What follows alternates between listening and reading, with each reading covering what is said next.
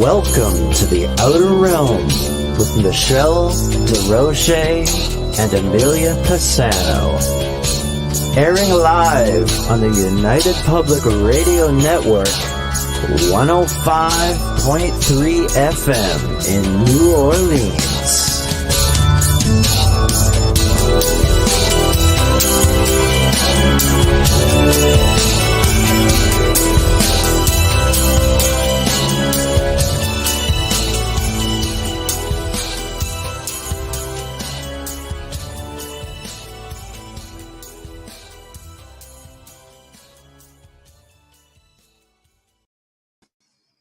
Good evening, everyone. Welcome to the Wednesday night segment of The Outer Realm. We are broadcasting live on the United Public Radio Network, UFO Paranormal Radio Network, 105.3 FM from the Gulf Coast and 107.7 FM from beautiful New Orleans. We're fully sponsored by the amazing people over at Folgers Coffee who have been a part of our journey since day one, and that's been quite a while now. So thank you, Folgers. We appreciate you so very much. Also, big thank you to Dr. Snick, the Sonic Surgeon, aka Justin Snicker, for his contribution of his music, his time, and his voice for the intro that you just heard. He's an award-winning composer of Halloween, horror, sci-fi, and dark wave electronic music, which can be found on all of your favorite streaming platforms. Also, big thank you to Steve McGinnis, the artist behind the banners and logos here at the show. Check him out on Facebook and Instagram, and also specializes in the horror genre and does phenomenal commission pieces and graphic novels. You name it, he can do it of any type. So thank you, thank you. So tonight, of course, we welcome back our dear friend, Dolly Safran, also fellow host of The Light Gate here on Monday nights. Now I think it is 8 p.m. Eastern time, 8 to 10. So check them out with Preston Dennett. Always a good time, always very informative. So we're going to be talking about all kinds of stuff. Dolly is a lifetime, very aware, fully conscious contactee, and she's got a whole pile of stuff to talk about. As always, you guys can check out all of the archives here from both Preston and Dolly on the show. And I see we're all chiming in, so it's nice to see everybody. We just have quite a few people, so we know we got folks coming over from their channels as well. So welcome to all of you, especially if you have not tuned in before. Going to be interesting, to say the least. So we have our own regulars. So hi. Those time zones are crazy, right? Like you look at Europe, and I was talking about this today. You look at Europe, and there's not that much of a difference from England to, let's say, Portugal or Spain, or you know what I mean? Like there's not much. You go across North America, and it's like there is it Alberta that has where they don't change 1 year, and 1 year they do change the time or stay the same? Well, I don't know. There's places in the United States too, though, that doesn't do the time change. Right below Alberta, like the same time zone there. Yeah, they just refuse to do it. So they just don't do the time change. You can go from one state to another, one town to another. It's just, I think it should be that way, because Alberta will do it 1 year, and every second year they don't. I have to look that up, because I remember when my brother-in-law was there, I had all the time. I had the time all screwed up. Right. I know. Anyways, I had to learn a lot of time zones when Sammy was traveling with Joseph, when he did the show with Donny Osmond there. I had to learn a lot of time zones. That was international. Right. Crazy. Right. But anyways, how are you? How am I? I've had a day. Busy. Very busy. It's been a year. Yeah. I'm always just swamp busy, so it's just yeah, it is what it is, but hey, it's what keeps me alive and breathing. So oh my gosh. But without further ado, yes. Hello, Dolly. I can't not sing it. I can't not sing it. I've heard it my whole life. I just love it. Always love the name. Yeah, too. I'm actually related to Dolly Madison, and in our family, we have to name every other generation Dolly. That is so sweet.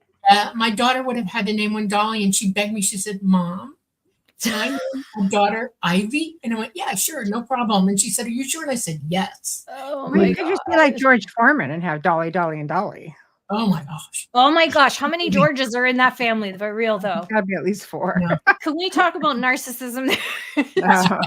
Like seriously, buddy. I know. Always Oh fun my times. goodness. Always Those poor, fun poor times. children. Wow. It's like Well- having 6 tuplets and they don't really have an identity. I don't know. Except We for have- Ina, A, and O. Oh my gosh. My mother has 8, there are 8 of them all together, 7 girls and 1 boy. And my oldest aunt, my mother's oldest sister, is my godmother. And she's also godmother to like so many. I have 28 first cousins alone. And so my generation is just me, Dolly, Dorothy, right? But the one down from it, having cousins that are way older than me, there's a Dorothy, and a Dorothy, and everybody's got nicknames so we know who we are. Mhm. And it's crazy. It drives me nuts. It's like, oh, please, you know? So Dolly is short for Dorothy? No, it's a familial nickname because of my great grandmother, my great Okay. great. I love the name. I do. I've always loved it. Thank you. Yeah, You know. it's pretty Right? cool. I think identify with it comes from my dad too. Memories of my father. He would say, "You're as beautiful as a dolly," because he didn't. Being Italian, they have to add a vowel to every English word. So Aw, yeah, that's what that's he would say. beautiful. You're such a dolly. Yeah.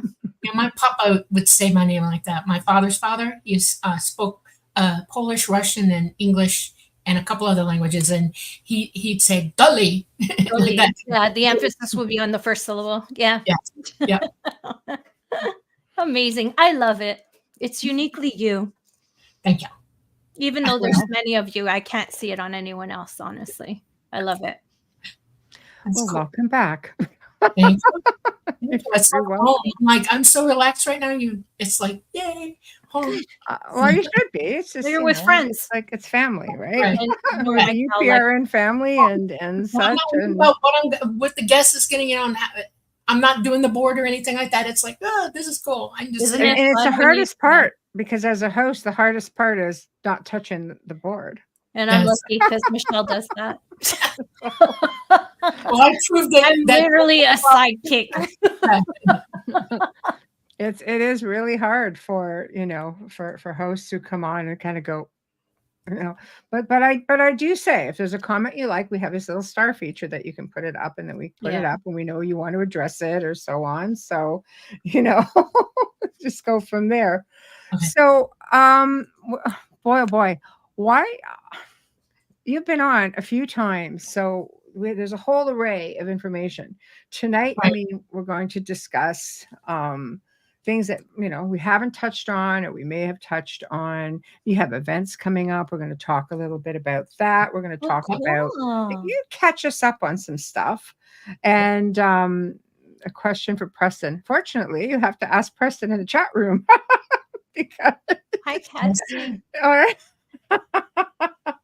So there's a question and That's cute. I love that. Yeah. right. So Oh my gosh. so think I just read that, Tom. I just read about that. Okay, sorry. That's okay. the can On Yeah, current I know thing. Preston can feel free to answer in the chat room and I'll be happy to put it up.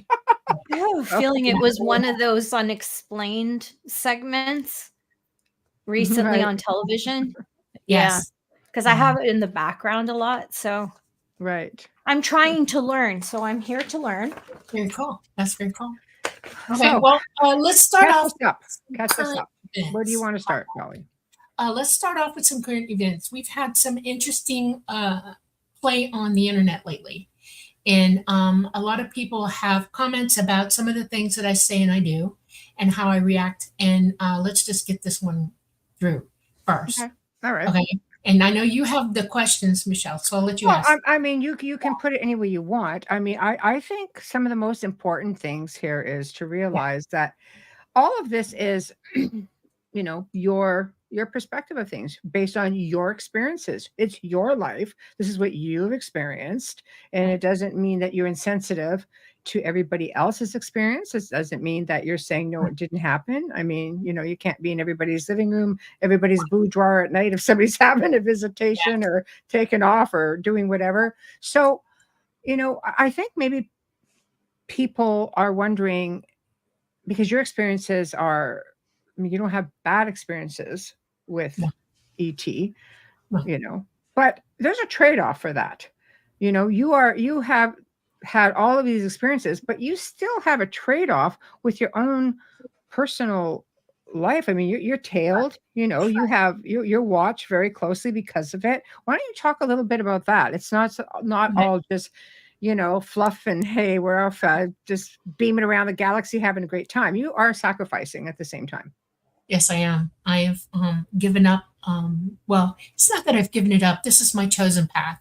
I knew a long time ago that I was going to go this way because I knew that it was going to explode around this time in our country and around the world. And I watched it from a very young child, watching my father dealing with it as well. My father worked for the government, and he was part of the shadow government as well. Mm-hmm. And he did not like it. He had a nervous breakdown when I was about 8 years old, serious nervous breakdown from it. He came home one night, he wouldn't talk to anybody, and he sat to the table at dinner, and he got up and very calmly broke every glass object in our house, including taking a metal door off its hinges. My brother and I went to my room and jumped in my closet and sat and waited. It took him an hour to finish breaking everything. My mother called for help. That's traumatizing. My father was in the hospital on base for over 30 days before I was even allowed to go see him. And when I did, he was under guard. Okay. And I was told that I had to be very careful what I asked him and how I acted and treated him. And I'm a smart kid, and that really set my mind to thinking. Okay. And so I did what I was told. And I told him I loved him. I couldn't wait for him to come home. I made him something and I gave it to him. That was it. And my brother, who's almost 3 years younger than me, did the same thing. And then we were escorted out. I found out later in my life that the reason he went to pieces was he was having a moral amplitude of how does he live with himself, doing the things that he was doing. That tells you something about a person when they know good and darn well that bad things are happening in the scenes and who's responsible for it. And I've learned through my lifetime who that is. Mm-hmm. I also have the experience of being with ET and being on board and then flying and picking people up and taking care of them. And this is years and years and years of doing this. I worked mostly in the Midwest, and I've seen both sides of this for people, and it breaks my heart. And that's why, because some people love it, no problem. Hey, I'm back, and then other people who are already in fear before they even realize what's going on, go completely on board. And it's one of the things that I did was I counsel people. I sit with them. I talk to them. The reason that they were shown around the ship and given things to touch and feel and see was to calm them down and help them realize that this wasn't going to be bad for them. Mm-hmm. And, as a nurse, working in an ER, I also know the fact that people come in completely sane, normal people every day, and they turn into nightmares when they walk in the ER. Don't touch me. I don't want that needle. I don't like you. Or if they're hepped up on drugs, or if they've been in an accident, their fear takes over and they become violent, angry, horrific. And then all you hear from these people after these experiences is, this was the worst thing that ever happened to me. I hate them. I hate them. Mm-hmm. From my perspective, I understand that ET contact has the same reaction out of human beings as being a nurse in an ER. When you're afraid of something, your perspective is, I'm afraid and I'm not going to like this experience no matter what you do or say to me. Mm-hmm. So I have that perspective. Yes. And it is hard. That's one of the reasons that I'm telling the truth or I'm bringing this out, because I want people to understand that one of the most important things that we can do as a civilization or as a people is, instead of propagating fear and encouraging it and propagating laying in it and not are wallowing even, and letting that fear overwhelm and consume you, to help people counsel themselves or get help to counsel them through an experience to help them see it for what it really was. That's what I thought hypnotherapy for a lot of people who go through this was so fantastic, because a hypnotherapist's job is not to exacerbate fear or horror. It is to get you to talk about it, not push you into a memory, but to allow the memory to come freely, and then get you to open your eyes, shine a light into the room, and really see what's happening. Now, if it's truly horror, it will be truly horror. But from the research that I've done, and Preston as well, we've learned that like more than 85 or 90% of these people actually recall, and they go, oh, well, that wasn't so bad, you know, and it helps them. And I'm not trying to be mean to anybody. I just want to help. And so we put people on the show that have experiences, and we want you to talk about it. But sometimes you'll see me interject something to try to help bring light into the room with you and help you see what it really is. And some people don't like it when I do that. You know, they take offense to it. And it's because on their side of it, fear is still guiding their walk against knowing the truth. The real How do you know, because there are people out there who have really horrific experiences. And I know that we've talked about this many times, and maybe people just missed the show. Preston's been on, and we've talked to him about it as well. You know, what do you think? I mean, in your research and Preston's research, what do you think the percentage of people who have had really bad experiences? Because, I mean, do you think it, I mean, I don't want to say, like, I don't have a lot of recollection of mine. I have some recollection of mine, and maybe that's for a reason. Maybe there's something I'm blocking out, or maybe they're just keeping me from knowing for my own safety. I don't know. Whatever the case may be. It is, and unfortunately, from Preston's research and from what I know for myself on the other side, my labbing is a common experience all over this country and all over the world. They're experts at it, and they've been doing it for a long time. When I say there's a false flag, you bet. And they're training people to be terrified of ET. Right. And a lot of these people who have that kind of horrific experience have a lot of things in common. There's a checkoff list. When you hear it go, you think, oh, okay. One of them is needles. The other one is drugs. The other one is, I'm not sure I was on board, and then they start describing what's around them and going on, and you can tick, tick, tick. That's not ET at all. It's made to look like ET, but it's not. Right. It Who is. would that be? It's not ET. Anybody on the street who has had any experience at all that they remember it, they'll come after you. They have a way of knowing who you are, and they will come after you. And it's everyday people just as well as everybody else. The military is rife with it. Right. Rife with it. And their children and their children's children and their families are rife with it. Think about how many military people there are. One of the first things I find out, do you live near a base? Oh, Lord, have you tried to go to the base or do any research on the base? Or it is your social media full of you looking up UFO information? That will tag you in half a second to them, because they immediately mark you down as somebody they need to make sure that you are afraid. Like if you're associated with military, you mean? Yes, absolutely. You know? Oh, I never thought about that. Yeah, it is. Like I said, it's horrific. Right. My father was, I'm going to say this gently, and there's really no gentle way to say this. The shadow governments act like mafia. When you're in the military, and I know this now from personal experience, if you have an NDA or you're doing something that nobody can know about, they will let you know in no uncertain terms that your family will be dead. Yeah, special clearances. That's right. And you live with that. That's one of the reasons my dad lost.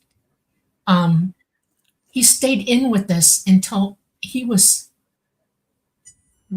old. Okay. He only had a couple of years before his death that all stopped. Okay. And it was like right up to the end of when I was in the military. He was still on base. He tried to hang around the base. He did things on the base, staying there just to watch over me. He was worried. You know? Right. It is horrible. So they have an agenda. People say ET have an agenda. No, they don't. Mhm. We do. We Right. anthropomorphize ETs to the max. Mhm. I want to Right. make a point here. Right. What my knowledge and my experience and what I've been taught, and it's extensive, Mhm. is these beings are our progenitors. We're related to them, and they are millions and billions, some of them, in advance of us. They Mhm. have evolved to the point where they have no issues with hate, Mhm. avarice, or ego, or any of that. They are morally superior to us. And that's saying something, a lot. So, But like any race, there's mhm. good and there's bad.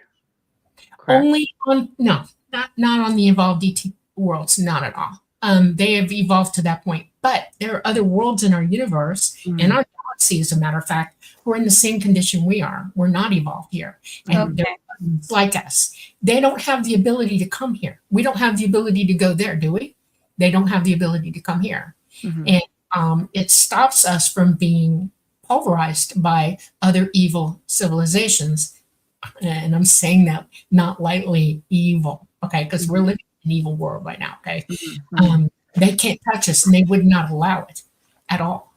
When I say they're our progenitors, they're our ancestors.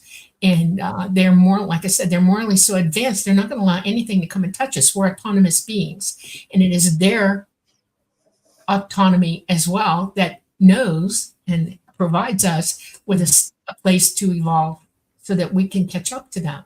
Right. And that's all they wanted. Right. We're having a bad time with this particular iteration on this planet at this time. We are not doing so good. And when I Right. say that, I'm dead serious. We're not doing so good.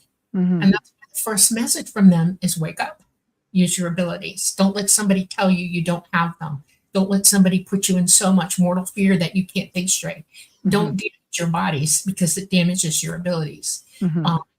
It's that important. Those are the first messages they've been spreading for a long time. Mhm.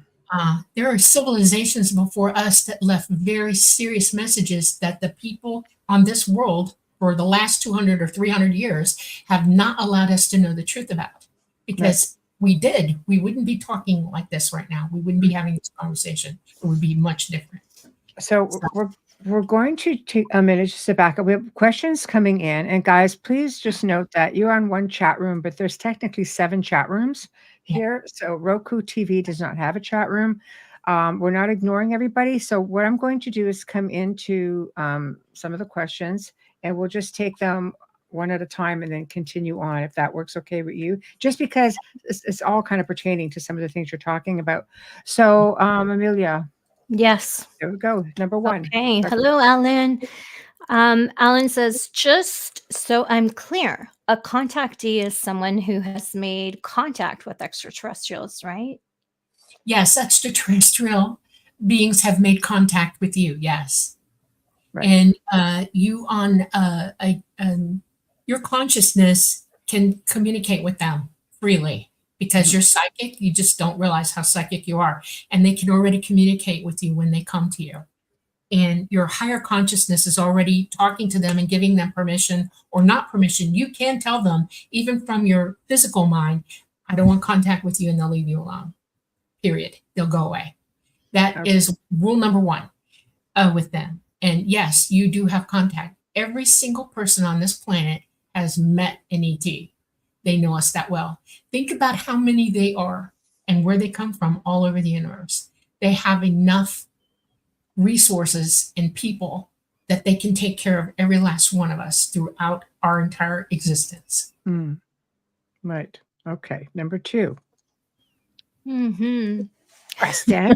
Preston, you just come right in front of the Hello, camera. yeah, Question for Dolly: how can people overcome the fear of contact?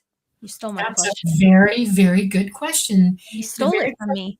I'm going to give you the first 5 things you should do. One is that realize that your fear comes to you starting at birth, and you're being influenced. You need to think about what is influencing you and question all of it. If you're hearing things not firsthand from the horse's mouth, that can influence you into a belief system and not knowing. Fear is the absence of knowing in place. You place it with a belief. A belief doesn't know the truth, yes or no, but knowing does. So you have to question everything you see, feel, and hear. You have to ask yourself, is this true or not? That's the first thing that your brain should go to every time. Why would I be afraid of this? I don't even know what this really is. And then investigate it for yourself. Knowledge is the first tool everybody has. If you shine a light on things, which means look into it and understand it, know all that is knowable, and then proceed, you're going to be 80% ahead of the game with how fear is. Mm-hmm. You are in fear, stop, back up, think for yourself. Take 5 minutes, take a breath, breathe. Do not allow your body to override with emotion what you cognitively should be looking at to see what it really is. One of the things that I used to do as a child, if something wasn't right or it looked weird or it might be dangerous to me, I would test it out. That was something that I naturally came to. I had a family that taught me to do that. Teach yourself. If you don't have those tools, give them to yourself. Mm. The third thing you need to do is, if there is something to be afraid of, address it. Because you are a powerful being. You are your own person, and you have the right as a being to say yay, no, or go away. And you can protect yourself by saying, no, this is not going to happen, or don't go where there is fear. Mm-hmm. I have to say, for me, I agree with you on that one, because when I was still debating what my comfort level was when they were just coming in, and I would just say, no, not tonight. No, don't feel like it. Or wait till I'm asleep. I don't care. That's when I was more comfortable, when I was realizing I wasn't being harmed. Right. They would just leave. Right. Exactly. They will not bother you. If you say no, no is no. You have the right to say no. It's like, somebody who's like a medium. Mm-hmm. You know this, Amelia, 100%. And you also, Michelle, is that when you feel something negative coming at you, or a being or some entity is coming toward you, and you know that, no, you're powerful enough to push it out. You emit your ability to throw light out against it. It can't stay. Redirect. You redirect it. You tell it to go away. And with power, you tell it, and firmness, and it will.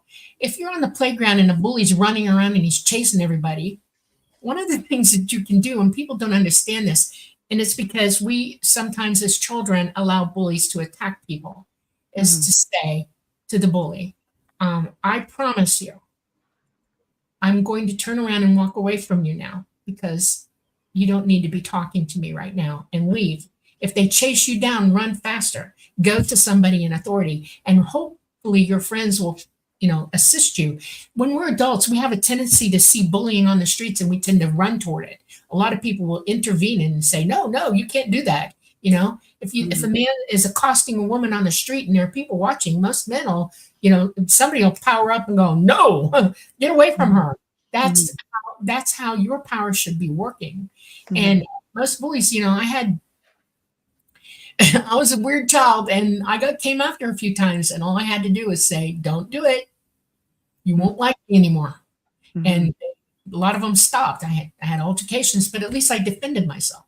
And that's what you do against fear. You defend yourself against your fear, is basically where you're going to go. Okay, next is a comment, Amelia. Hello, okay.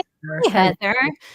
I'm fearful when they come to me as well. It's just fear of the unknown. However, if I just relaxed, I could probably learn quite a bit from them.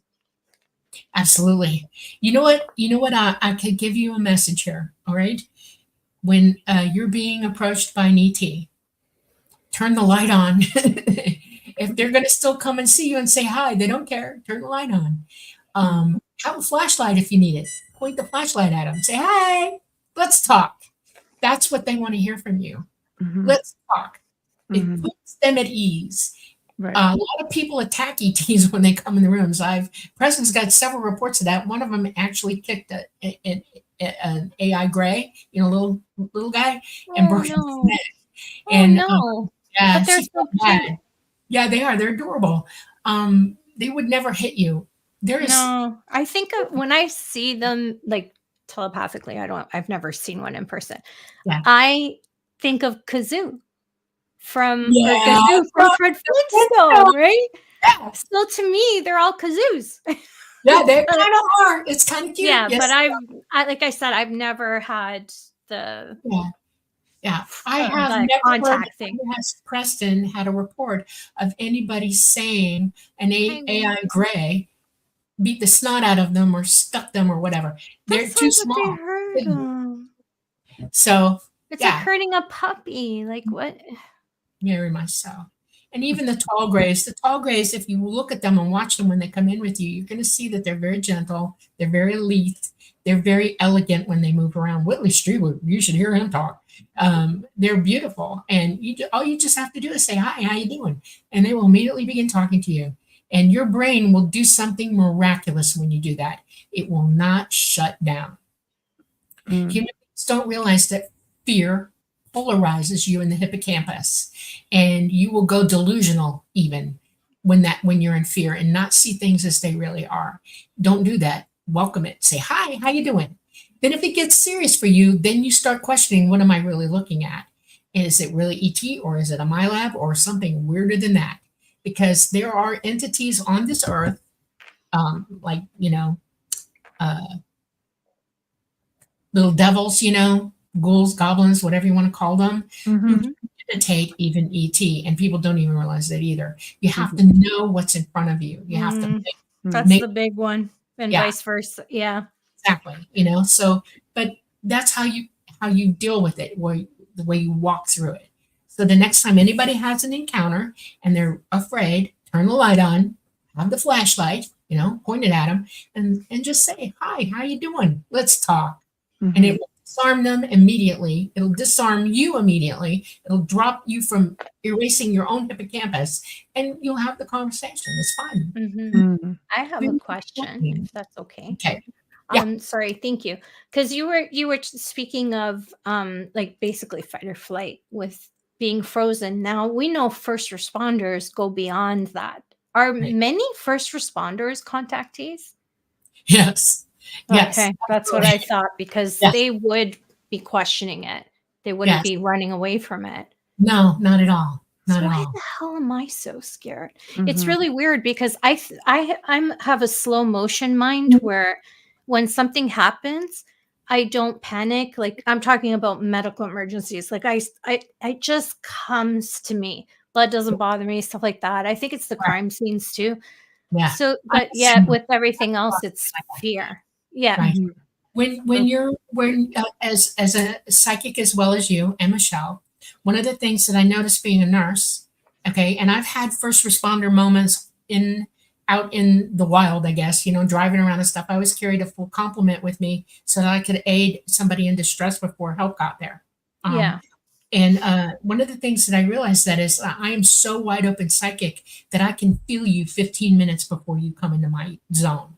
I know you're there. And it's unconscious. I do it unconsciously. And I've been doing it since I was a very small child. And I became aware to the point that I was looking for it, good, bad, or indifferent. It's sort of like a anxiety thing that I started becoming. I became very, very anxious over it.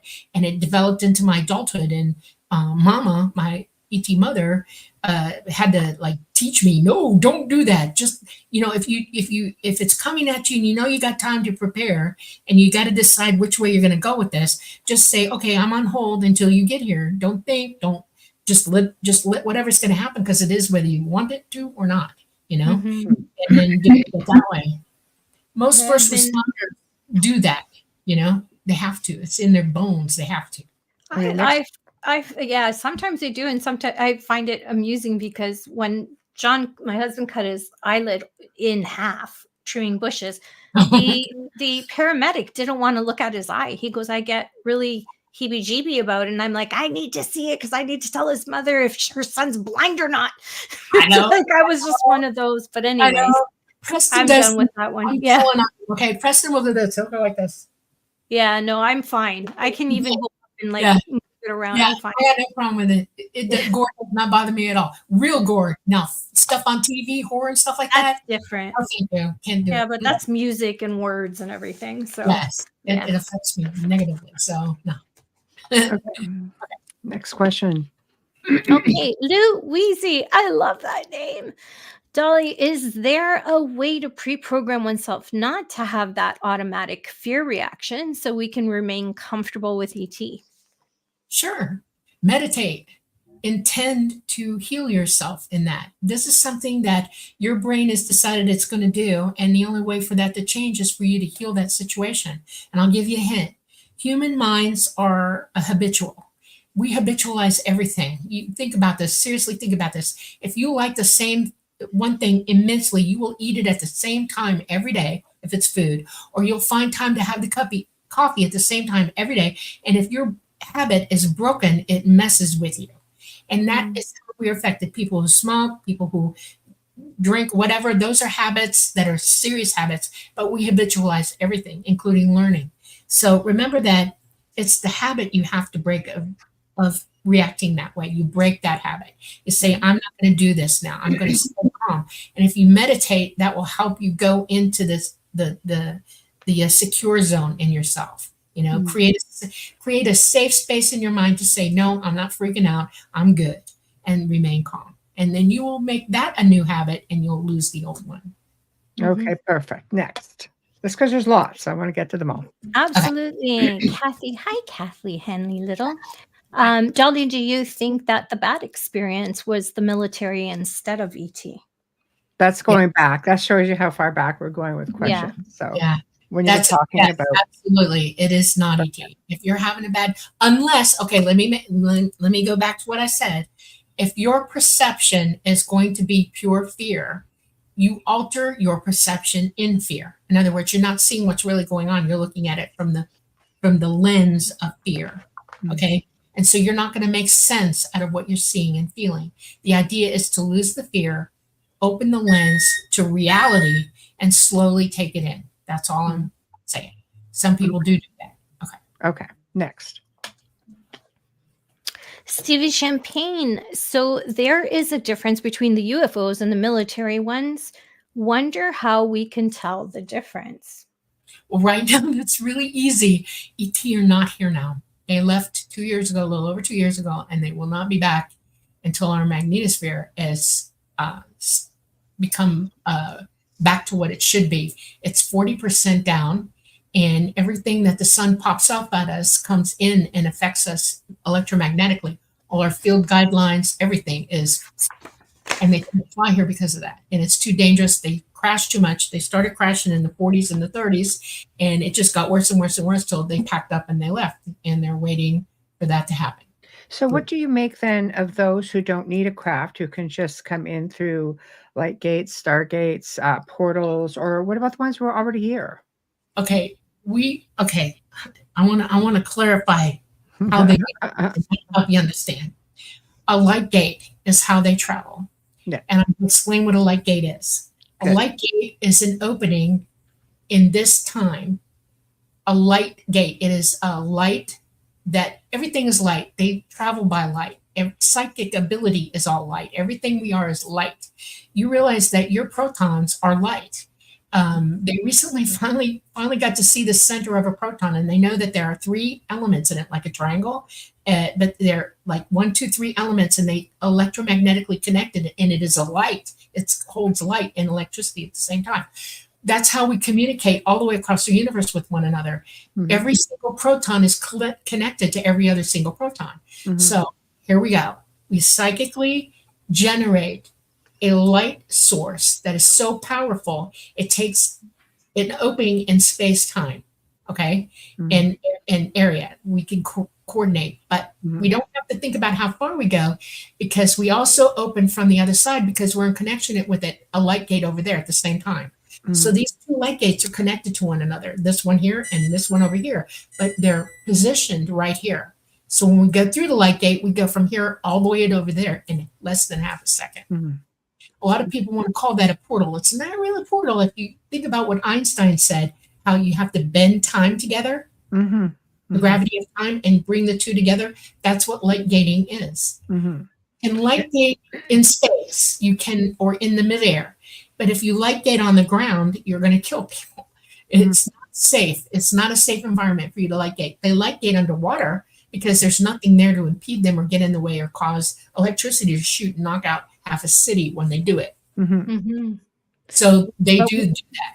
But we also know that there are some that are already here, or some of them can be here with just a mere thought. They're not bringing in crafts, they're coming in independently, right? Right. They come in not physical at that point. They're able to, what's the word I want to use? Preston uses it every now and then. He believes that it's transmutation, that they can transmutate themselves here. And I was not taught that that's viable. What they can do is bring their essence, their higher self here, like remote viewing. Like when I remote view, I go off. People see me as a blue orb. I've had people take pictures of me. It's lots of fun. And I didn't know I was doing it until somebody told me, did you know you're doing this? Because they know I'm remote viewing there. And they had me talking to him on speakerphones while I was remote viewing. And he said, where are you in the house? And I said, I'm right in front of your fireplace. And he went click, click, click. And he got me. I'm a blue orb. Showed it to me. Oh, wow. But I've also had people say that they actually physically see me standing there. And that has happened to me like 4 or 5 times. I didn't mean to do it, but I did it somehow. And I think that's what you're seeing. They're remoting to where you're at, and they can communicate with you like they're here, and they can actually move objects. I mean, I can stomp things and make noises and do all kinds of stuff. And I think that's what you're seeing. And they're just coming in that way. It's pretty cool. So if people are having contact right now by what they remote to be an ET of sorts, you're saying no, they're not here. No physical contact whatsoever. They cannot be here at all. Not at all. Really? It's too dangerous. So then are you implying that it's military? Yes, ma'am. Back engineered all over. Am I allowed to say that? It's too late. Yeah, I just looked at Michelle like, was I I like the word back engineered. It leaves a loophole. Yeah, back engineered. It is back engineered from all over the world. Yes. And what does back engineering mean? It means that they have taken technology from down to ET craft and created something similar, facsimile, that they can fool you with. Yeah. You think it's them. Like the triangular ones. Okay. Next. Bam. And then when we're done, I don't know if we'll ever end. I do have a question before you leave at the end of the show. It can come in at any time. GGK, welcome. Second question for Safran. If evil is an aberration, wouldn't the obvious answer be to temporarily remove an affected planet from the reincarnation system until it's cured? Nobody has the right to do that. Nobody. Yeah. Morally evolved beings know that our autonomy means 100% we are free to do as we please. And we're all together on this planet, and we all hear each other on this planet. We are whole connected in ways you can't even imagine. If I think of something really, really hard, somebody in France is going to hear it, okay? Or repeat it.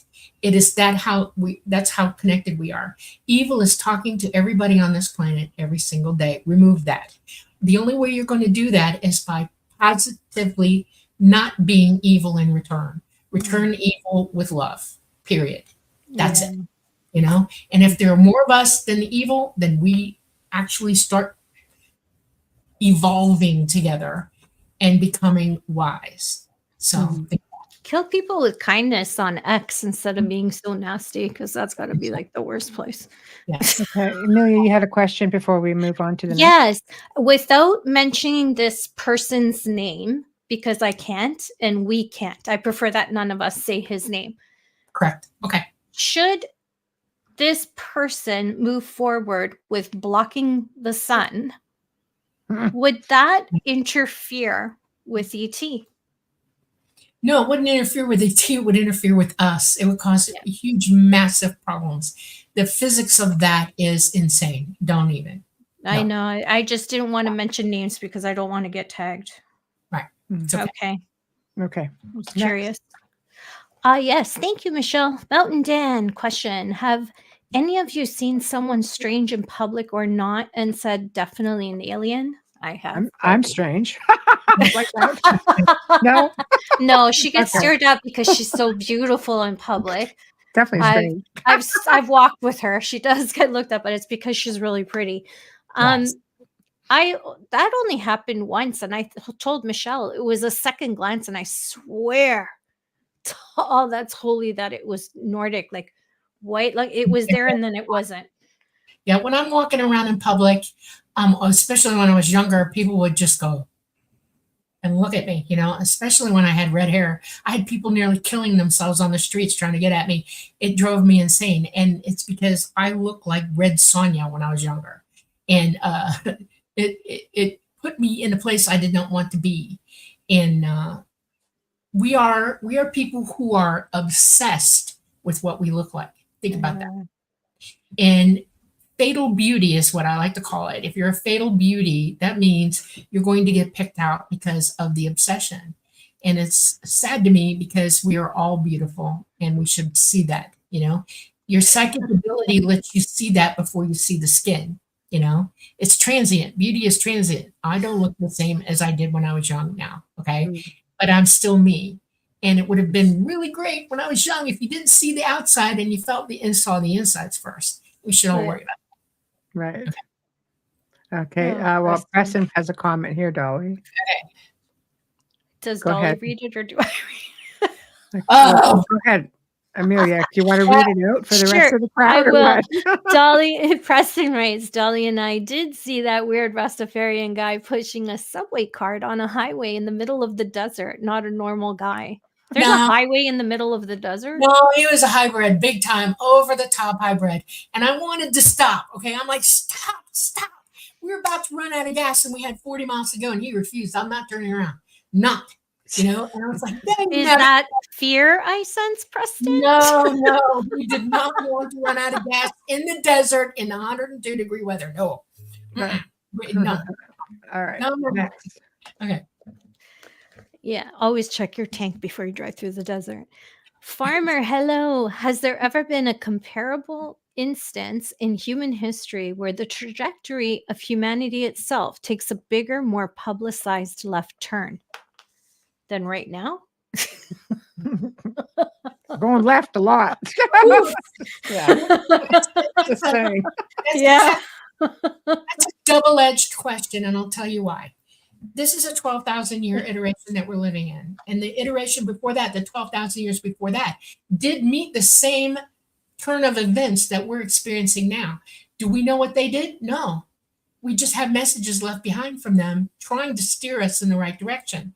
And that's what's not being transmitted to humanity right now, because we have evil people who are not telling the truth, who are not letting you know, who have kept you in the dark, who have uneducated you. No kidding.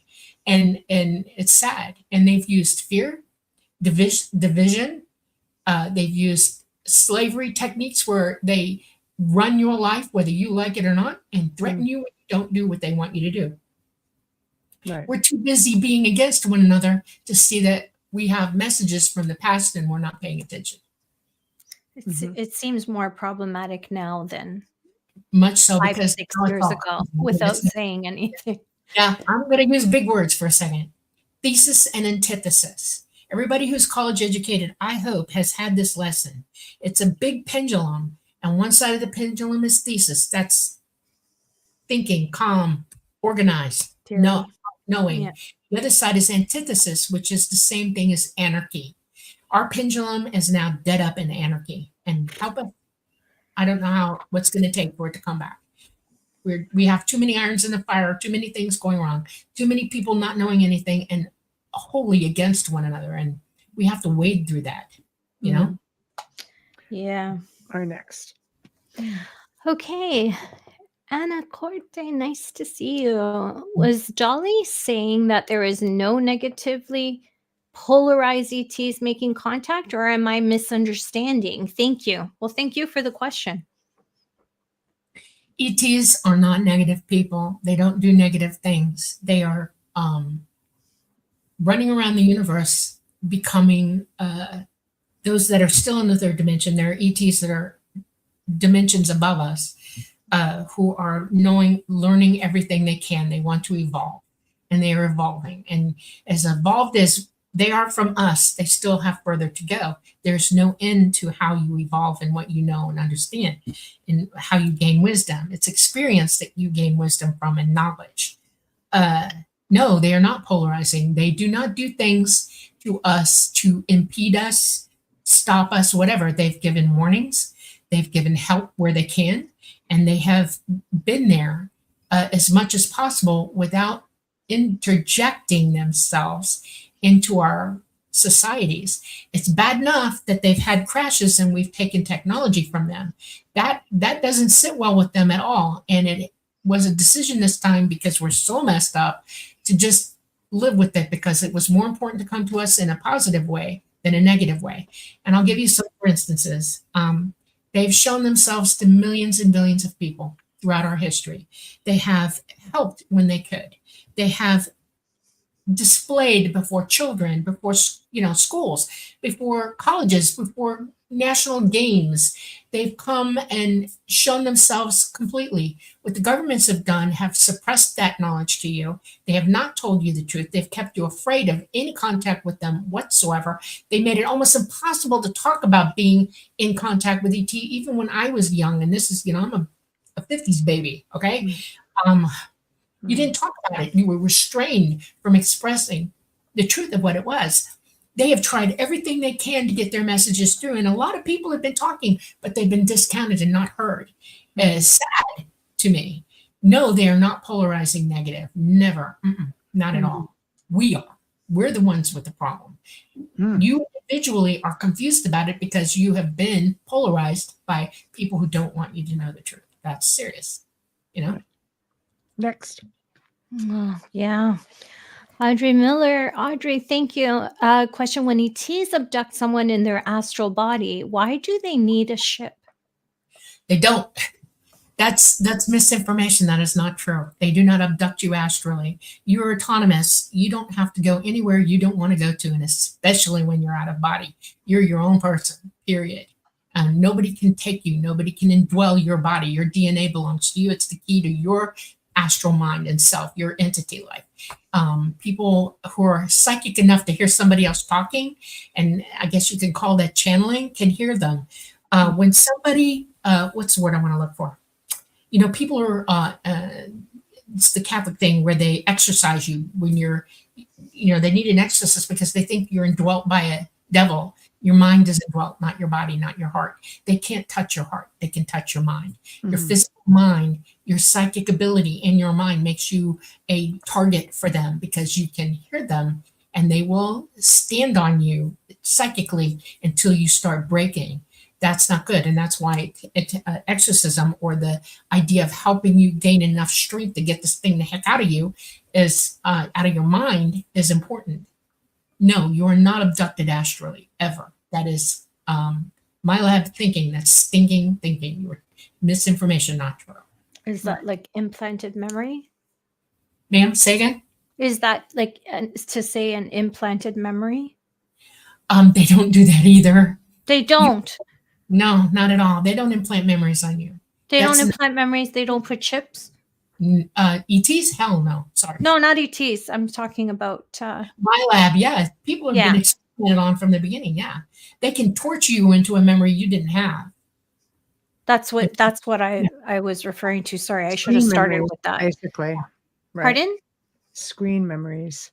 Yeah, I didn't know the correct word. See, this is probably where you would have quite a few abductees or contactees disagree if you can't remember. What would cause you not to remember with ET? Yeah. You know what? This is hard, and it's hard to face. When I meet and greet that, I have to leave it alone. And I'll give you, for instance, the number one that happened to me when I came out. I met a lady that I actually knew in my childhood from when I was on Homestead Air Force Base. And it was at Ultra, and they were looking for us, psychic kids, and they were trying to find out if we could remote view. And I met her there. She was a little girl like me, same age almost. And my father came and got me out of there. Okay. She did not. She spent her entire life in that horror. And she knows full well what happened to her. Mhm. and she's so confused about it. She is, it's like a warrior coming home from the worst battle in the world, and they've got the worst case of PTSD you've ever Yeah, seen. shell shock. You know? Yeah.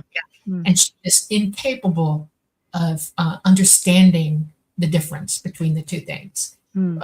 Benevolent ETs who are were their children and thinking that they're here to kill us.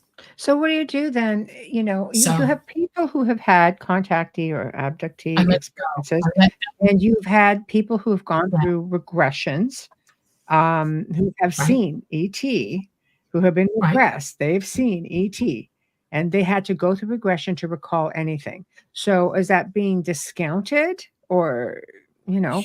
Well, see, I don't know all the parameters of every single person who's ever done that because there are a lot of questions you have to ask each one individually. It's an individual thing because we're all individuals. One of Mhm, them is it's not all hypnotists or regressors have ethical training in that you don't lead somebody to a memory, you let them mm, evolve their own memory out to you. mhm, When you hypnotize somebody, the first thing you have to do is make sure that they understand that they are safe. They're in an environment where nothing can touch them. That just remembering the experience is not going to hurt them again. They are safe. And mhm, once you regress them to that point and they're completely comfortable with it, then you don't even suggest anything to them. You say, "Tell me what you want to tell me. What is it that you remember?" The brain will turn on for that every time. And then they give their memories. And you say, "Okay." And you record it and then you play it back for them if they're not going to remember it. Some people don't want to remember and just want to hear the recording. And you work with them. And most hypnotists will know at the end of a session whether this person needs help or mhm, whether this person has a memory that needs to be worked on because we have a bunch of things going on. When you're hypnotized, you're not just reaching the physical mind, you're reaching the self, the higher self at the mhm, same time. And it knows everything about you. And it mhm, will speak through your physical mind to tell the story and fill in the gaps. mhm, That's where being psychic is so important because if you're already connected to that, the astral mind with the physical mind, you're going to remember everything. But we're mhm, not. Our higher consciousness can't talk to our physical mind if it's not working right in there. mhm, And so hypnotists who are really going to regress people for this need to be trained in this methodology, and not all of them have done it. I've listened to his sessions where the hypnotists themselves have walked them into memories that they really didn't have and said things to them to goad them to say things back. Because mhm, when we're hypnotized and relaxed, we're good storytellers. Humans will pareidolia anything, okay? mhm, Because they want to give you something. The physical mind always wants to have something going on, and it will tell the story that doesn't exist because they heard you ask for it. mhm. For You have sure. to be careful, very, very careful. This Mhm, is another ethical issue that people don't realize they're getting into. So I would mhm, tell you, if you're going to be regressed, you need to find a hypnotist that has those ethical standards and you talk about them comfortably up front. And if they say one thing you don't agree with walking through your head, don't go to them Well, I because mean, you have to have people who specialize in right, contact. And I exactly, know people who specialize in working with specifically right, abductees, contactees, right, experiencers. So right, they're not leading. They pretty much have an idea of yeah, what the process is right, from probably multiple clients and so on. I do agree with you. It's very helpful to have somebody who's yeah, trained in that. I just really want to mention again, we are getting to all of the questions.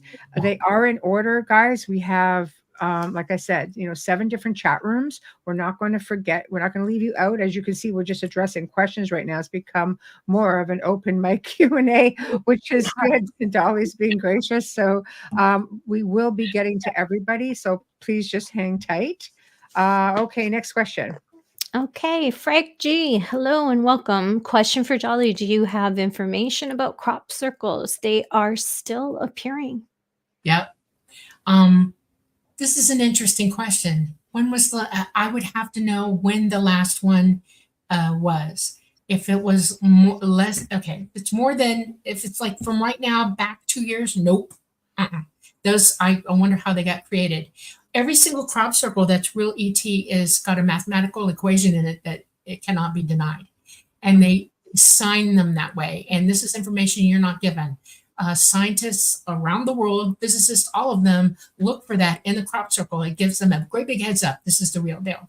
They don't create them by stomping the ground. They create a pulse, an energy pulse. And it's like, if you know anything about laser shows, you know that this program is already created in a computer or a system where all the images are already computerized and put in there. And then they let the lasers go and it creates the images up in the sky. Well, the energy that they use for that is all light energy. Well, they have superior light energy technology, and they can create the circle before they put it down, and they will get about 6 feet above it, and then they'll pulse it, and it puts it down so many feet. That's why a real crop circle is the stalks are halfway up and only halfway down. It doesn't go all the way to the ground. If go ahead. I just looked it up for you because you said you'd need to know. August 8th of this year was the last one, and it's near Etchelhampton, Wiltshire, UK. The crop was wheat, and it's approximately 80 meters. You can find it online, but it says to respect thee. No public access granted. Please respect farmers' wishes so that they don't show up at his place. But they have shared the picture, and before that was July 28th, all in the UK. Yeah, I know that bothers me because we have crop circles as well, but you don't know about them. July 23rd. Like, this is all in the last few months. Yeah. Wow. This is false flag stuff. I would love to see those. I'll send you the link because some of them are, like you said, they're not all the way down. So it's interesting. Okay. Next. Okay. Yes. Here we go, J-Tat. Here's that question. Hello. Dolly, what if you've had countless UFO craft sightings, but none of any ET beings that you know of? Can you start it, or is this best left to play out on its own accord? So does he initiate or try to initiate contact, or does he just sit back and the CE5 revelation is initiated CE5 means contact at the 5th level, and that's where you have a sighting or you have a craft come down for you and interact with you or send you messages, and it's initiated contact. That's the 5th level, and I would not do it. No. I mean, you can do it just telepathically. Yeah, you can. You do it on your own. Right. I mean, Russian scientists have been doing this since like the 80s. They always claim they never had to go looking for them. All they had to do is call them. Right. They've been doing it actually since the 60s. They've known this. Yeah. But I mean, they've been actively doing it, as per research that I found, like actively at a specific Air Force base of their own, where they were just interacting a lot more by just calling them. So this isn't a new thing. It's probably just a new thing because people are now more aware of what's going on in the whole field of ufology. Pretty much put that on the map, literally. Pretty much. But I mean, telepathically, most contactees or experiencers can call them down. Right. You can have that link. Would that be right? Yes. Right. So, which I think is pretty cool. Okay, next question. Okay, TGK, question number 3. Since you stated there are Dyson shells, are there also deep space stations and satellites? Dyson spheres. And, sorry. It's okay. The ones that we theorize on Earth are not exactly how they are. These Dyson spheres do not have to encircle a star to have energy or operate.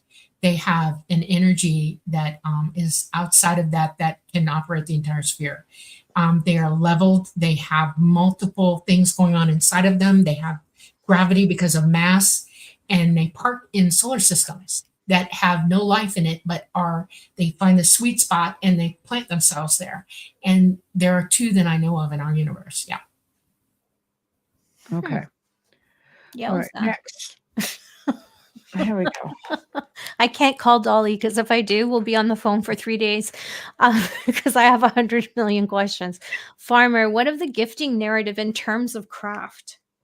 What are the gifting narratives in terms of craft? Okay. I'm going to tap you for a minute because I need to understand what you're thinking. Your abilities are your own. And when you have contact with ET, sometimes that helps. It's like a baby learning to walk. They see their parents walking around and they're going to try. It's natural, instinctive for you to want to walk. especially if you're seeing other people walk. It's also instinctive for you to want to learn how to communicate. It's also instinctive for you to learn to eat because you already know how to eat when you're born.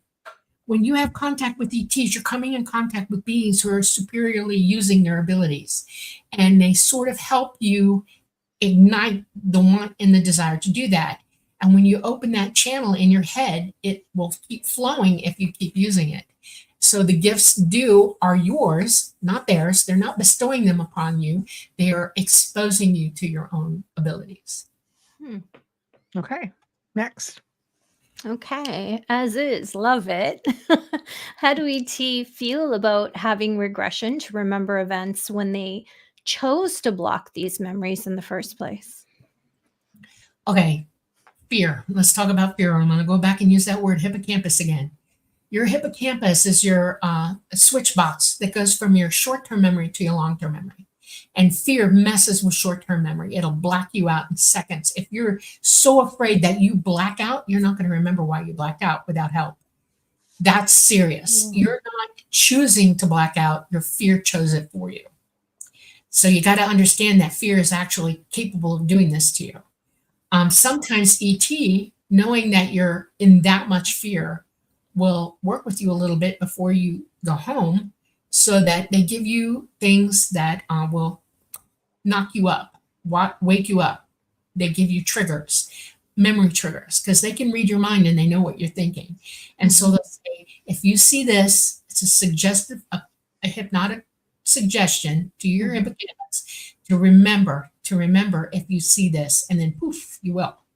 And some people are triggered that way if they're listening to them. Sometimes fear will make you just not want to hear what they have to say. We can block communication easily between us and them. So, but that's what's happening. It's your hippocampus. They're not stopping you from remembering everything. They would love for you to remember everything, especially without fear, because then you know you were safe with them. Then you would know that you're having a good time on board because they'll give you the keys to the kingdom. You know, there's a rod. It's like a wand, okay? And it's a cylinder. It's about this big, and it's about this big round. And if you hold that, the ship can talk to you. You can meld with it. You can become part of its existence and feel it in a way that you wouldn't not holding it. And they'll put you in the seat, and sometimes they'll even let you drive. You know, they will show you everything. They will tell you anything you want to know. They'll even give you snacks. You know, most people Pizza. I don't know if they have that. Yeah, they have snacks. All right. Next. Pizza's a snack. Audrey Miller, question. Let me rephrase the question. If you are in your astral body on an ET ship, why is the ship needed? You're not in your astral body on the ship. They do not take your soul up there with them without your body. They bring you physically up. That is misinformation. You do not go in soul. Don't go through roofs or ceilings or. Well, yes, you do, but that's not. Okay, now the fear. No. They bring you up when they shine the light down on you. If you see a blue white light hit you, that means you're going up. Oh, holy fourth kind. Yeah. Interdimensional ribbon that when you touch it, you become into the field of the ribbon. You become interdimensional. You lose your physicality for a few minutes. You're walking through a light gate. Wow. Okay? And it is a light gate that brings you up. You're completely going from this point to that point, and you feel the journey. You're not going in your astral body. You're going in your physical body. Okay, next. Farmer, how do the investigators feel about a UAP situational handbook, like the AP standards on reporting, a sort of cliff notes, if you will? I have no clue. You might ask Preston that question. Maybe you can answer it. I'm going to tell you, nope, I don't know the answer to that. I don't pay attention to those guys. I stay as far away from them as I can get. Preston might have something to say about that. Right. Okay. Next. Next question is going to be, okay, let's get rid of this one. Not that one. Hold on. I got to get back over here. Okay, here's the next question. There we go. Okay, Phila, hi. Question: where the dog-headed ET are from, and are they dangerous or just stern? I guess Never you're heard of thinking that. about Anubis. Yes, yes, exactly. Anubis. Um, in Egypt, Egypt Oh, that thing. Yeah. Mediterranean. Okay, Anubis is an ET that is just like Osiris and Ra. You know, they are different related cousins of ETs who all came to Egypt together to teach them about things that they needed to know. Um, it is very complicated in what we don't know because you're not told about what they were educated with and how they helped them survive very hard times where they were, because Egypt used to be very verdant and had water everywhere. It was very tropical even in those times. And now it's not. You don't see Egypt now as it was then. And they helped them, they helped their civilization evolve. So yeah, they are ETs that came here together to teach. Okay, so would that be the typical dogman sightings that we see now, or are we talking a whole different race altogether again? I am not sure what people are seeing because I know Anubis Right. people, okay, and they do come here. And when you're in fear, you can jack things up and make them, grander than they really are. Okay, Right. Yeah. Well, and there's some pretty aggressive dogmen out there sightings, and that's what I'm saying. He was going to eat me. Fear will make you think bad. Yeah, teeth. Yeah, but they look like two different beings, they technically do. speaking. That's what Yeah, they amazes. really are That's what I'm saying. Are different. we dealing I with don't apples and understand why oranges they in did the that. dogman world, or I don't know. I think it's just misinformation, gossip, passed around until it became something that it's not. So, got it? Because All right. dogman looks like a dog on hind legs. It doesn't have a chest like, it looks like a wolf standing up. That's right. Yes, it doesn't look like Egyptian. Typical, no. No. And as Bach said, thank you, Dolly. So a follow-up question regarding your sharing. There are no negative ETs. Is that your opinion? Then that there is no evil beyond planet Earth? Okay, I'm going to spell it out exactly. In our solar system, in our galaxy, in our universe, there are billions and billions of planets that are viable and have life. Not all of them are operating on the same evolutionary timeline in the third dimension. There are some planets like ours where we're stinking thinking, okay? And I have to watch a military. I can swear better than anybody in it, so I have to guard myself. We stink and think here, okay? We're dumb. We're not evolved at all. We have a lot to learn and a way, way far way to go. And there are plenty of planets, even in our galaxy, that are like that. Do we have the ability to go anywhere? Can we go anywhere and survive? No, we do not, and neither can they. Technology does not mean evolutionary anything.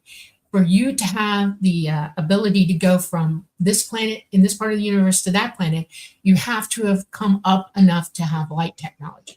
We're just beginning to understand that there is such a thing. They do not understand it here, and they're not going to, and not in this generation away. They're playing at it. Let's put it that way. So whatever ETs are coming here from the third dimension are not evil, not at all. They have evolved to make the trip. Anything smart enough to make that trip, trust me, they're not going to eat you, threaten you, take your resources. And I want to make some point here. There are resources all over this universe. If they can travel from here to Alpha Centauri to, clean Grab across, an asteroid. right? They got plenty of resources. They don't need us. That's our ego talking. That's us thinking we're the center of the universe and that we own everything. No, we do not. Okay, so don't go there. It is not an evil being coming here to see you. If they got here, they're not evil. Trust me. Yes, so reptilians. So reptilians mantis. Reptilians are like they have been here since the time of the dinosaur. They are sentient beings and they belong to us. And the government's found them. And let's just not go further than that. They have done no. All right. So we're Okay. gonna Get go off mic. There we go. Rich Verdi, why? Okay, I can't Say those. why the frick are the Krays torturing me? Okay. My experience with them hasn't been any nice since their arrival back in 2016, and I see their ships every time. I bet if I go out, I'd see them right now. Take a picture. Yeah. I want you to do me a favor. Whatever your name is, I'm on Facebook and I'm on Messenger, and you can messenger without being my friend. Talk to me. Let's talk. Let's walk you through it. Let's find out who's doing this to you. Okay? Let's let you make We're that all decision. going to get wiped out now. We're all going to get blacked out. Seriously. And this is another part to his question. Yeah. Is I'm it a glad lot of that you're comments or doing questions? that. So, yeah. I do that. Actually, I do that for a lot of people. You just don't realize it. People can contact me all the time. I've given the opportunity to everybody. And if you contact me, I will talk back to you. I do every time. I think it's wonderful that you do that and very kind. Rachel says, in a universe full of intellectually superior alien races, who wants to live forever as a human in the afterlife? Oh, I think you should contact Dolly. Yeah. We this is a classroom you're in. The way the universe is structured, you come here to learn, you come here to evolve. In Source, you have all the knowledge of everything.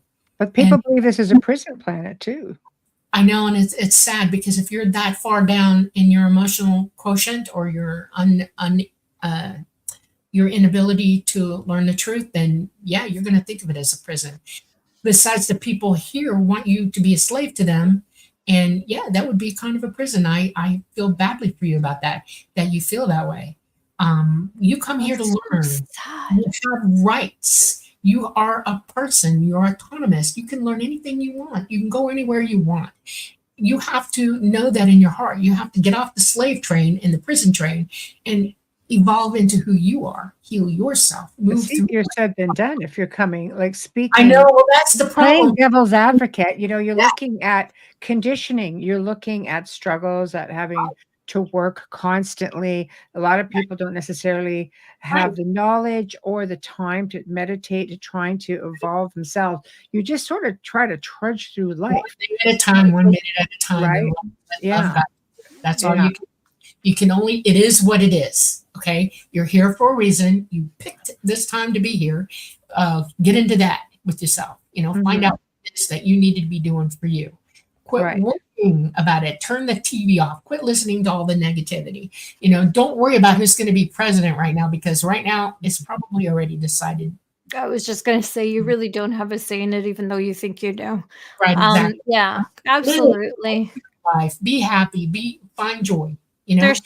There's so much to let go of what you can't change and accept what you, let go of what you can't change and accept. Is that what I can't even remember? Star Orchid. Nice name. I'm loving these names. On the subject of Anubis ET group, did they visit contactees here on Earth, or did another group use their physical representation? That's a good question. They're real beings. They have their own physicality, and if you see one, you're seeing the real deal. Okay. I guess this is question 4. Okay. Okay, DGK. Before approaching a fauna or flora specimen, you are informed beforehand whether it's a carnivore, correct? Okay, flora or fauna. Well, flora is plants, and fauna is the genus of all the plants. Yes, if a plant's poisonous, I am taught not to touch it. I have been places where I've been warned, don't touch that plant, it will hurt you. Mm-hmm. I've learned that here. I grew up in the Everglades, and trust me, there's plenty out there that'll get you. Oof. And we learn young. We're taught in elementary school, don't do that. Poison ivy is bad. I identified poison oak is bad. There's other things. I mean, there's poisonous everywhere. There are poisonous animals in the Everglades. So yeah, we're taught. All of us are. Poisonous baby octopus too. Yes. And they're the cutest thing you've ever seen. But if they sting you, you actually die instantly. Oh, I know. I've seen them. I watch a lot of National Geographic. Okay, we have to take a station and sponsor ID, please. Yes, we do. And I can no longer say that this is just a regular show. Anyways, let me go ahead here. Thank you, Michelle. You are listening to The Outer Realm with Michelle Desrochers and Amelia Pisano, coming to you live from the beautiful city of New Orleans on 107.7 FM radio, as well as on the Gulf Coast on 105.3 FM radio. We are live on the Roku channel. We're archived there as well. And new, not that new, but we're going to continue saying that because for those of you who are just tuning in and just learning about us, Alexa Prime. You can find United Public Radio on Alexa Prime now. Our special guest tonight is a dear friend and host of this network, is Dolly Safran. And we started off with Dolly talking a little bit about her story, and it became question and answer like it often does with her, because she's so generous with her time and she's such a loving person. And she's mentioned that she is also available to you if you need to speak with her via Messenger. You don't have to be friends on Facebook. I think that is freaking amazing. If you're just tuning in, no worries. You can stream our archives on any platform you normally use.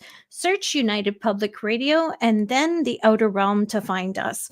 Remember to click like and subscribe. Add us to your playlist so you never miss an episode. And don't forget to share us. Now, for the gratitude moment, a huge thank you to Folgers Coffee. Thank you for your continued support in sponsoring our show from day one, and we hope forever and ever. We love you. Thank you so much. Also, a big thank you for all of our promo media and banner, courtesy of Steve McGinnis, who is a horror illustrator, but he also does commissioned pieces. He can be found on Facebook. Thank you so much, Steve. We just, as you can tell, we love it. We have it everywhere. Our intro is courtesy and our outro of Dr. Snick, the Sonic Surgeon, also known as Justin Snicker, award-winning composer, vocalist, and musician. You can find his music on Amazon and Bandcamp. Stream on any platform. Find Dr. Snick on Facebook and Instagram. Thank you, Justin. Thank you, Steve. Lastly, you are watching that screen on YouTube, you are watching on Facebook, on one of our group pages, especially the Outer Realm page. Please hit like, smash it, smash it, smash it. Subscribe and share with your friends and family. It's free. And this way you can get notifications if you choose to, so you don't miss any shows. Thank you. And we're back. Damn Cowlick. Damn Cowlick. Okay, so we're gonna keep going. Okay, cool. Fun Talks TV. I'm loving all these handles.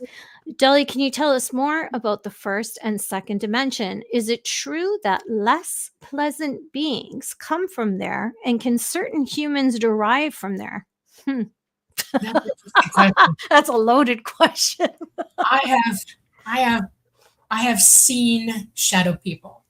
Yeah. And I've been educated that they are pretty much coming in from the second dimension. The first dimension is just a platform. It's like a foundation of energy, and it doesn't really have anything in it at all, except the foundation of all of this. And the second dimension, I think that there are people, this is my opinion from what I've studied and what I've learned from this, is that if you choose to be destructive to yourself, you might end up in the second dimension and de-evolve slightly. That's a thing. And the shadow person that I've had contact with in many years of this one shadow has tried to communicate with me. They can't really speak in words to you. They can do hand gestures. They can point to things. They can try to send you messages. It's really hard to understand them sometimes. But this person was very bereft and angry. And I mean angry to the point that it shook me sometimes how angry this entity was. And it let me know in no uncertain terms that it was like me. It was human at one point. And my only question to it was, why don't you get up? Why don't you accept the fact that this is something you have to let go of? I mean, I tried very hard for years and years and years. It's given me the finger. Oh my. It did have a lifetime on Earth. Every excuse why it had a right to be angry. And I've seen this on Earth. I've seen people so angry that it just protrudes out of their mouth no matter what they do. And it's frightening to watch, they're not good. And And I asked it, do you want to evolve? Do you want to come back? And it would just stare at me. And I said, I can't keep in contact with you for much longer because I'm on a journey and I'm having to let go of a lot of things. And your problem is not mine, it's yours. And I'm giving you information to try to help you. And I'm gonna have to let you go soon. And then I finally did. In about 2019, I finally did let go. And I haven't seen him since. And I feel bad for it. I think about it a lot. I took a picture of him one day. I actually went out. It was in dusk had fallen, okay? And he was standing in front of a car in a garbage can. And I clearly saw him. And I click, and started taking pictures, hoping I got him. I did. I got a picture of him. And I ran outside, and I'm looking at my phone, and then I see the finger again in the picture. I love it. You're just rubbing him the wrong way. That's going to be me in the next lifetime. I see it. I got right up to it, and it disappeared. And I thought, well, have it your way then, And I walked back into the house, and that was the end of that. Hi, Kathy Henley Little. Is the myth of the Anunnaki based on real events that happened to evolve our species? No. I'm going to bring up a very serious thing. This is not misinformation I'm giving you. I'm giving you hard information that you can look up and research on your own. Humanity is bred. We breed with one another. We have relations with one another. We make babies. Our hormones, our pheromones, everything attract us to different people for reasons. We are making ourselves better or worse in breeding with one another. ETs do the same bloody thing. We're related to them. We can breed back and forth with them. They are not genetically taking stuff from us and making things that they have no right to make. We're talking about autonomy here. Nobody has the right to take things from you.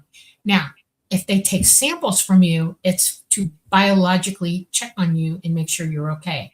They can take sperm from a man to make sure his sperm counts are right, if he's sterile or not. They can take ovum from a woman to make sure that her ovum are happy and there's no genetic flux in them and that they're healthy.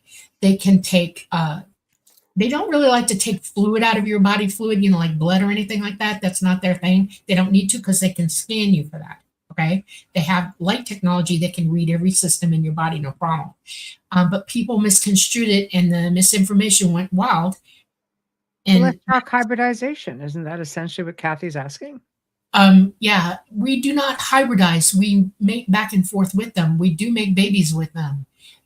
They have reasons. One of them was they were worried about us killing each other to the point that we were all gone, and they were taking our DNA back to them so that they had us with them when they left because we would be no more.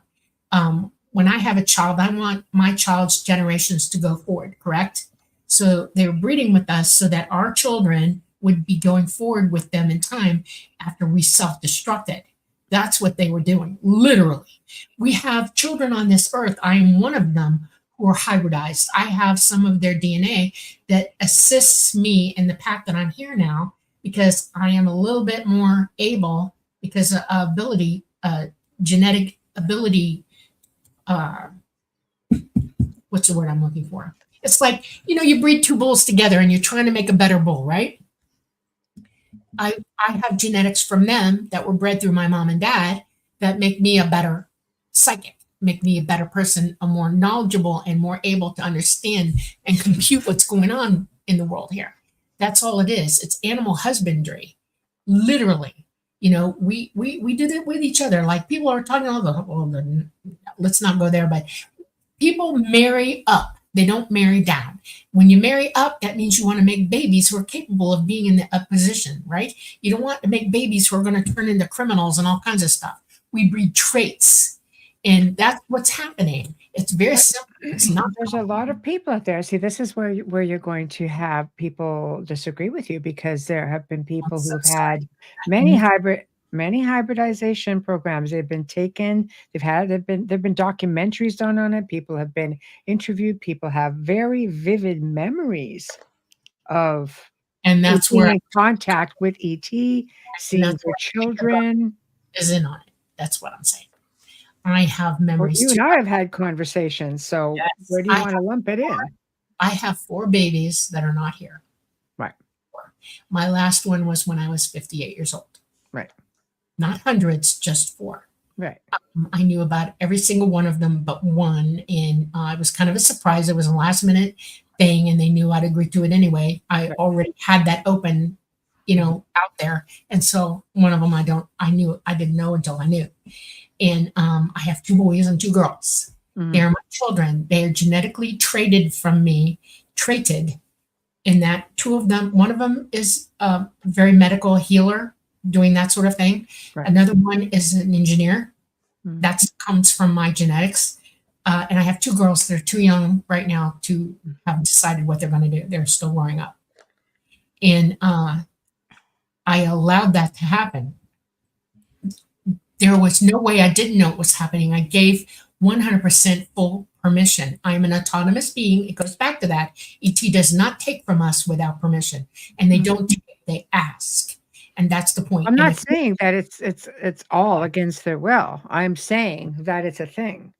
Yeah, I know. And I really feel bad about this, that people feel this way. And it's the only way to understand what's going on is for them to fully 100% understand it. And that's a journey they have to take. And that's what I tell them. It's like, you really need to research yourself for this. You need to research everything. You need proof for yourself. Prove to yourself this is real. And who did it? How do you know if you have that DNA? I was genetically tested 5 times. Oh, okay. Yeah. And the last 2 were medical. And they pulled traits. Preston's seen all of it. And I got a phone call one day and said, we need to talk.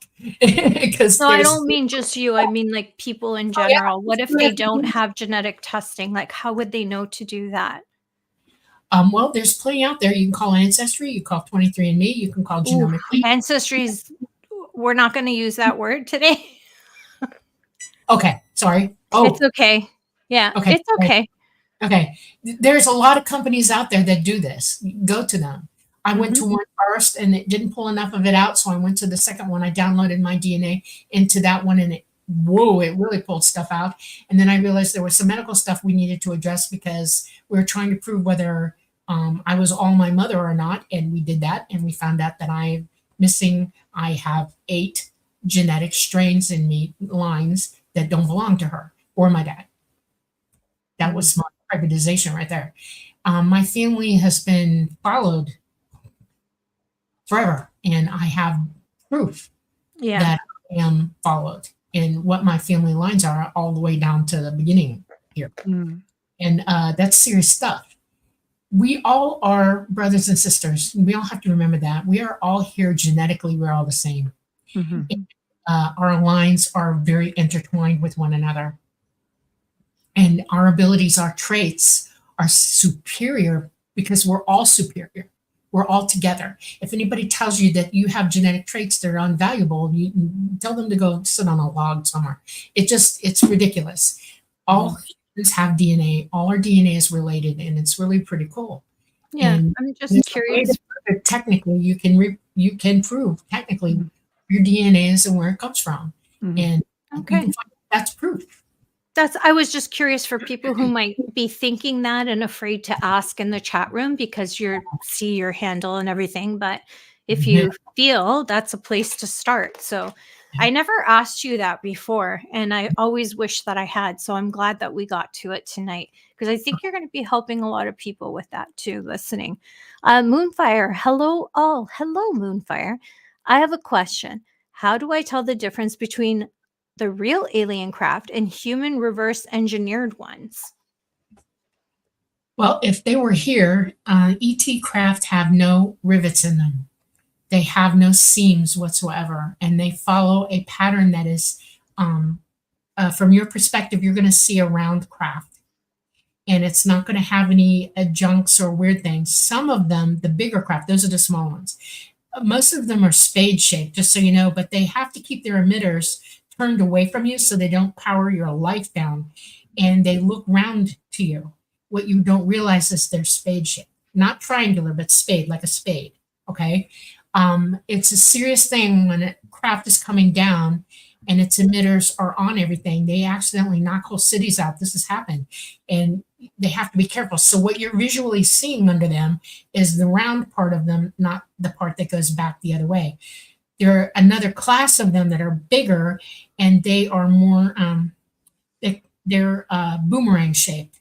And you can see parts at the ends, they have tips like this. And they're huge. I mean, they're bloody huge, and they can array any way they want to. They can change their lights. They can make themselves look invisible to you and all that kind of stuff. Most of the time, the craft that you see in the sky are not ET because they are making it so you cannot see them.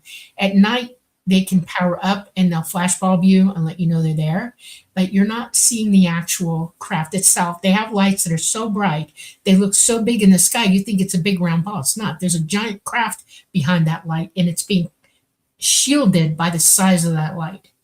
That's what people don't understand about it. So they think they're all round or, disc shaped or whatever. They're not.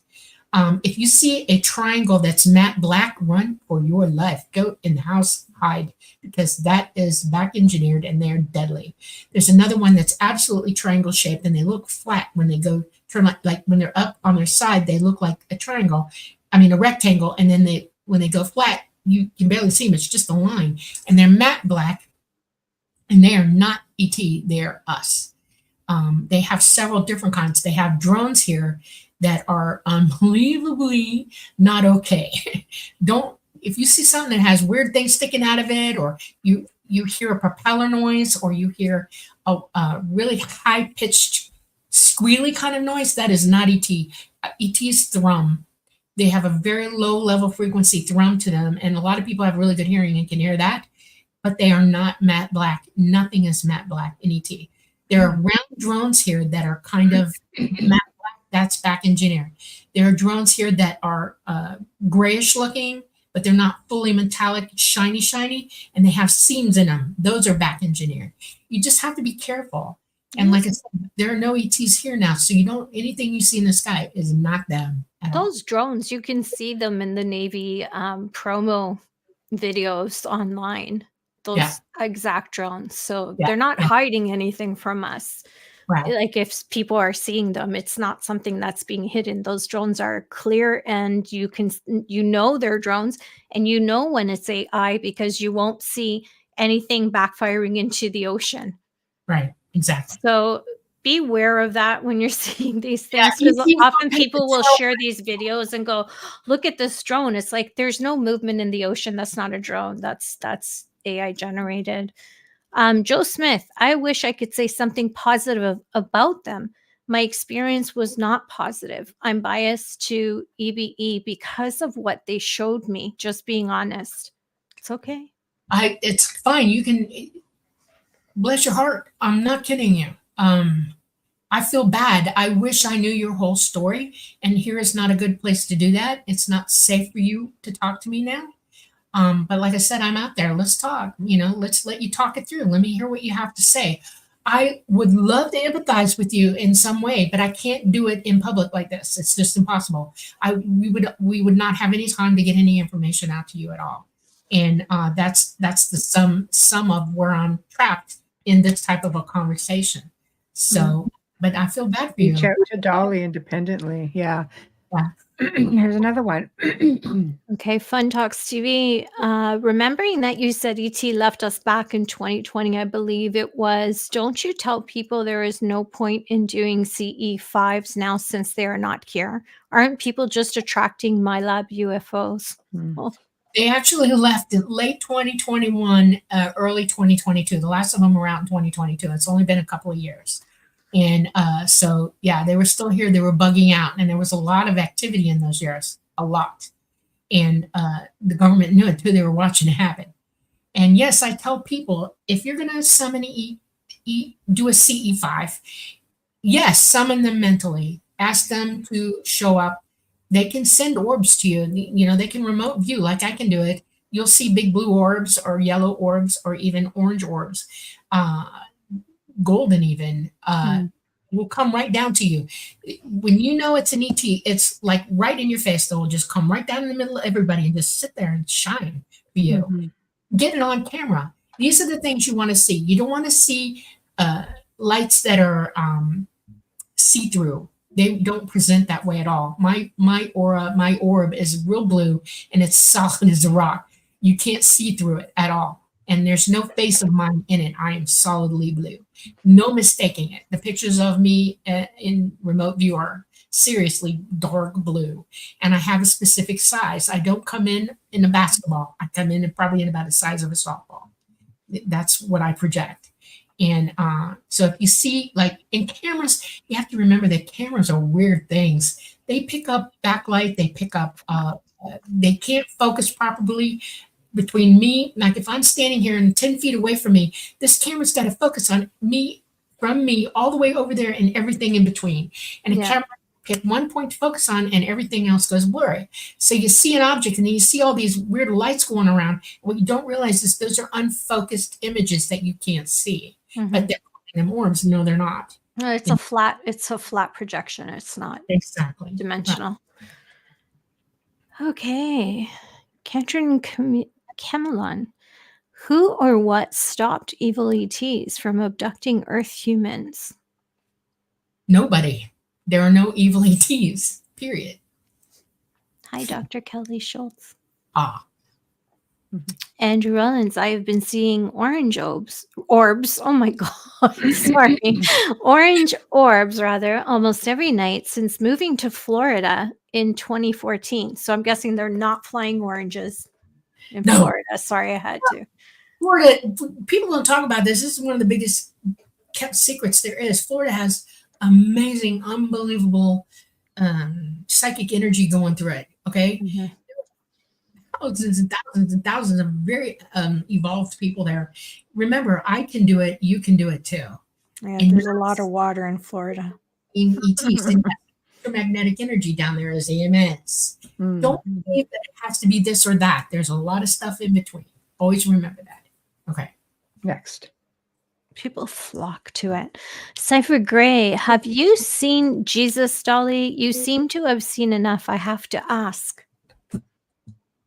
I have never asked to speak to Jesus. Preston did. Preston got him to show up, OBE. And he, it amazed me when he told me, he said, he got right up to him and he said, yes.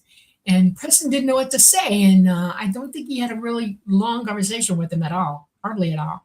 But he did see him. He did present to him. What I know about Jesus, I've been taught, and that is Jesus is an entity's ascended master. He is interdimensional, and he came here at a time when we really needed to hear from this guy. And we're all children of God, all of us. ET refers to the God you think of as the All-Mind. And he is an ascended master, just like, Buddha, stuff like that. Okay. Dalai Lama. Next. Andrew Rollins, what are the flashes of white light in the sky? I often see them while sky watching. It could be high energy heat lightning. That's the first thing that comes to my mind when I see lightning pops in the sky. You have to look at the weather around you. It's really good to understand how the weather works, because lightning can occur way, way up and it looks like big flash bulbs going off, and it's really heat lightning. And it's generated, electricity can be generated by heat, like from a volcano. And so you have to know what you're looking at. Then there are asteroids coming in that you can't really see them. They're so far out, or they've gotten so small that you see a big flash of light when they hit our atmosphere and it lights the whole sky up and you don't know what you're looking at. So there's a bunch of different things that you can be seeing. It's a natural phenomenon, and knowing more about science would help you understand it. Okay, GGK, final question. That's so cute. Does the 2022 evacuation you talk about mean cryptids have also fled? Cryptids is a very modern, well, it's not modern, it's been around a long time. It goes all the way back to the Greeks, okay? And it's been altered somewhat in its meaning now. Cryptid is an animal that people think they've seen or have seen or whatever. And I'm not sure, because the only cryptids I've ever seen, honest to goodness, I only saw one, and it's because it was from here. A cryptid is natural here that you've never seen before. That's what I learned about it. And that is, I actually saw what you would call a reptilian when I was a young kid. I was a teenager, and I used to go dig up Indian burial mounds in the Everglades. And I take the weekend to do it, take my canoe, load it up, and go to about a big mound and just sit out there from Friday night to Sunday morning, come home. And I was packing up one Sunday morning to get out, and my canoe was on, there were two mounds close to each other, and I walked across because, in the glades, it can only be up to your chest. And so I walked across to the next mound. And so my canoe is over there. And I'm getting the last, I'm trying to pack up, and the back of my neck went up, and I felt and heard it at the same time. I felt its presence, and I could feel that it was hungry. And I looked over my right shoulder, Yeah. and I saw this big old lizard person. And he looked at me, and I looked at him, and I didn't even have to think about it. I was gone. I ran. I headed straight for the water. I ran over to and running water with sawgrass. That's fun. And I got in my canoe, and I'm like, get the hell out of there right now. I took nothing with me. I left. I was nonplussed for a long time over this. I was weirded out for a long time, and I had to really go over in my head, what the hell did I just see, And I realized two things right away when I calmed down and I had time to think about the scenario. I was trained by a ranger to survive. I was trained by a ranger to fight. I was trained by a ranger to do a lot of things you don't learn every day. And one of the things is to assess every situation and remember it point by point by point. I have a very good memory for this. I'm a good observer. And the two things I realized that it didn't move after me. When I ran, I had my peripheral vision and running back toward him, and he did not move. He watched me leave. This is a creature that could have overpowered me and eaten me for lunch any second. It let me go. So I had to consider what that meant. And when I got over myself a month later, I went back to get my stuff, which was destroyed, by the weather and everything, and animals and it. And I looked around for footprints, which, in the glades, it's hard to do. It rains all the time. No footprint's going to stay for a month. But I looked for telltale signs of how the heck it got there. How the heck did it get there? Where is it living? These are all questions I started going over, and I dissected the situation. And through my life, what I've come up with is this, and from what I've learned to teach, because you better believe they heard about it too. I went over it with them. This is a being that is from Earth. They have gone into hiding because we're dangerous people. We like to kill things and eat them. And we're predators, apex predators. They might be, but there aren't enough of them to overpower us, okay? And they don't have that emotional need to do that.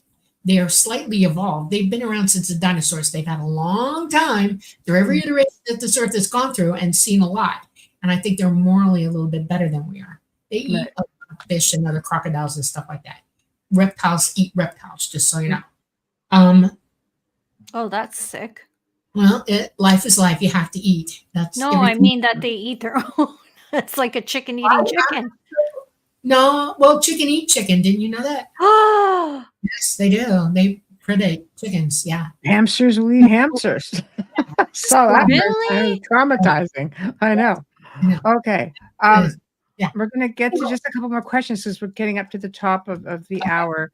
Yes, we are. Here's one right here. Sorry, guys. I wish I can keep going, but here's this guy right here. UFO Cholo. Do any of you have any evidence of if this is you are claiming? Yes. Of this, yeah.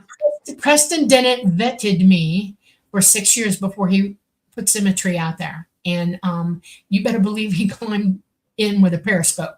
Okay, he knows everything about me there is to know.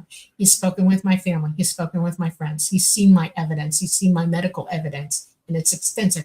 He's seen pictures, videos. I've described things to Preston that none of y'all have any clue about 60 or 70 years ago, that I would give him scientific information that y'all weren't sure of yet, and that there was a lot of theory about, but no proof. Well, as the time has gone by, I knew the proof was coming, and boop, there it was. I'll give you a couple. We know that a black hole is not a singularity. It's like a quasar. It spits energy out in jets that you can't visually see because the energy, the magnetism of it is so great, it's not letting the light out at you, but they do spit out. They are not a well of no return. It's like a generator at the center of every single solar system or galaxy.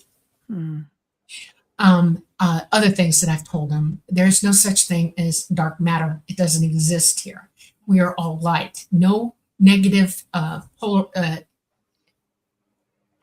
anything can survive here because the positivity that's in the light will negate it instantly. CERN got built to prove that there was dark energy, negative, antimatter.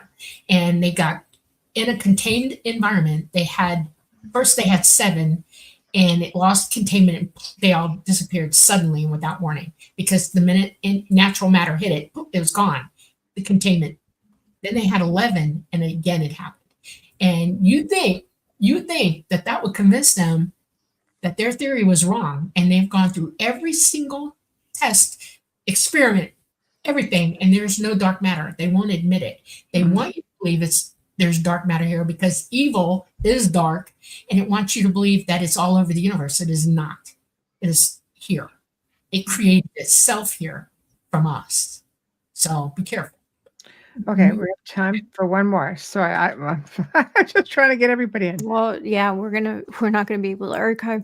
Yeah. Kendra says we have often heard and read that some ETs got permission to abduct some Earth humans in exchange for giving secrets Earth humans some advanced ET technology. What do you all know about that? That it's poppycock. It's I know zero. Nothing. Eisenhower is not the only public figurehead that had contact with ET over the years. It's all over the planet. They came down and picked one in different time frames.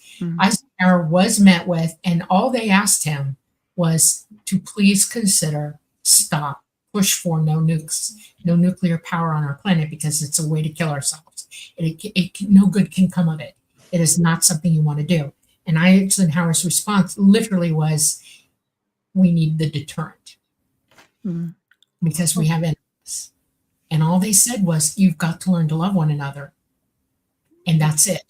Now, the government, knowing all these figureheads all over the world over certain time periods, know that this is how ET felt. They also realized an unequivocal, absolute, dramatic silence from them after that ET wasn't going to give them anything because they would not listen. They would not consider anything positive about how we should treat one another and be. And ET permanently withdrew from them. They have had nothing to do with them ever since Eisenhower, exactly. And they never will again. These people are on their own. Okay. Okay, Joe Smith. Dolly, you have some anonymous DNA. I have some DNA that does not match the DNA on anybody else on this planet. Yes. Okay. Well, with that being said, what is a heck of a show? Went in a total other direction, but here we are, and there's a lot of questions answered. Yeah. So, Dolly, tell us what you have coming up because you have a pretty exciting event coming up. Yes, I'm going to do a transitional talk in West Virginia on August the 17th. It is all over Preston's page. You can find the links to it.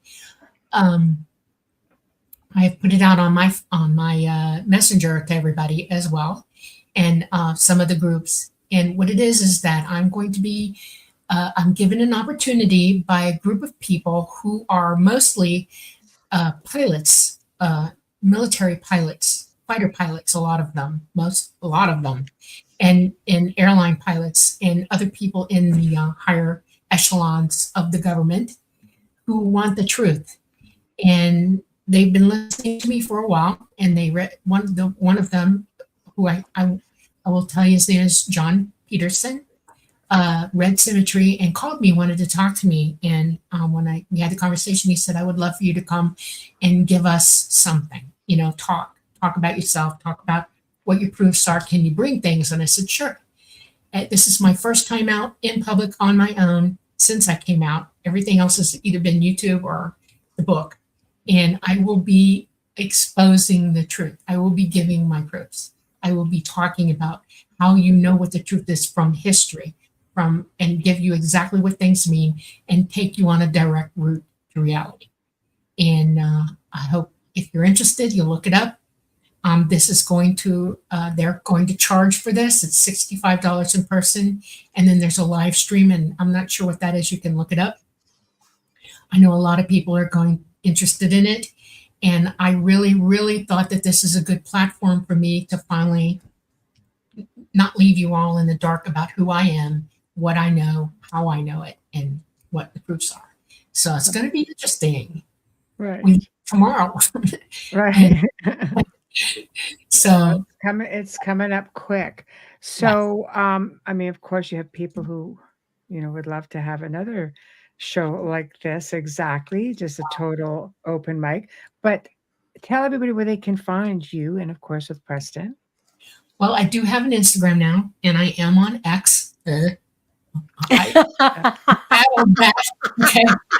Spread the love. I kill them with kindness and love. Nothing. Okay. If you ask me a question there, I'll answer you. But most of it, I stay out of the mix. No politics.